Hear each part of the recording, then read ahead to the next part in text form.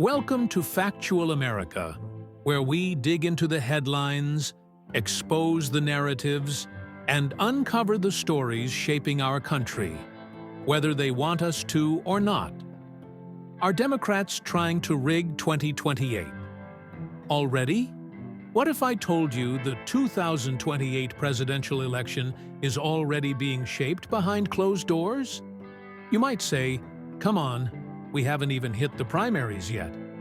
But pay close attention, because certain moves being made now could rewrite the rules before the first vote is even cast. First, let's talk about the lawsuits quietly reshaping election laws in swing states. Progressive legal groups, many with ties to top Democrats, have launched over 70 lawsuits in 2024 alone. Their target? Voter ID laws, signature verification, and absentee ballot safeguards. They say it's about access. But critics argue it opens the floodgates for fraud and manipulation. Then there's the media strategy, a coordinated effort to redefine what's considered disinformation. Several fact-checking groups are partnering with social media platforms to censor election-related content. Now, ask yourself, who gets to decide what's misleading? In 2020, we saw how the Hunter Biden laptop story was labeled as false right before the election. Only later did major outlets admit it was real. With AI-generated content now exploding, expect even tighter control over narratives.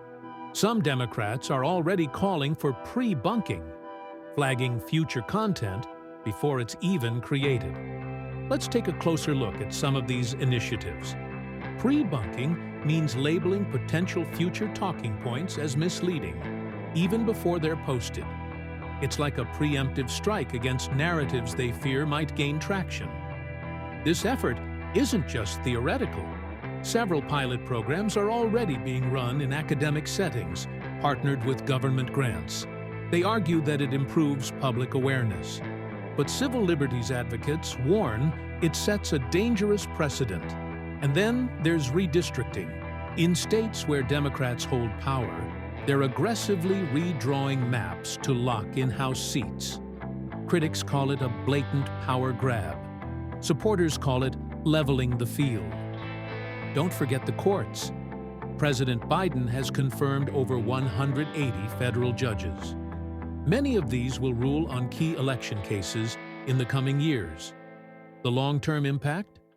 Legal interpretations that shape everything, from voting procedures to speech boundaries. Now let's talk money. Billionaire-backed super PACs are pouring unprecedented amounts into voter mobilization efforts, often disguised as non-partisan outreach. In 2020, Facebook's Mark Zuckerberg donated over $400 million to local election offices. That money helped fund ballot drop boxes, vote navigation teams, and mail-in campaigns. Critics called it Zuckerbucks, private influence over public elections. And despite backlash, the playbook is back for 2028, with new faces and even more funding. Let's not overlook big tech's new role in election policy. Several firms have launched civic integrity divisions focused on moderating political content and protecting democracy. They promise neutrality, but leaked internal documents suggest otherwise. Next, let's examine academia's role. Dozens of universities have partnered with federal agencies and activist groups to research democracy vulnerabilities.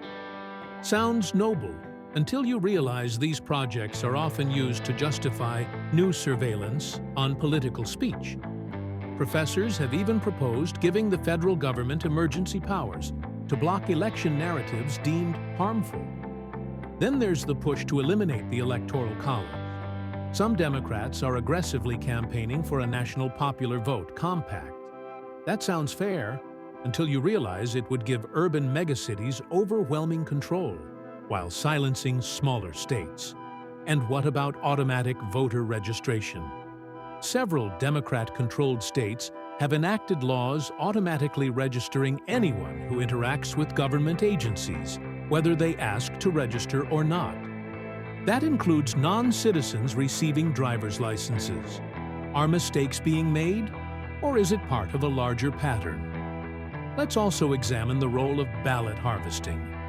Legal in several states, this practice allows third parties to collect and submit ballots on behalf of voters. Critics say it's ripe for abuse. Some jurisdictions have even removed witness requirements or signature matching. Are Democrats trying to rig 2028? Depends how you define rig. But one thing's clear: the groundwork is being laid. Silencing speech, changing rules, stacking courts, manipulating maps, private money, surveillance, electoral changes, ballot harvesting, big tech moderation. This isn't just strategy, it's transformation. And if we wait until 2028 to notice, it might be too late. Stay vigilant, stay informed, and never assume your vote is safe by default, because the game is already in motion.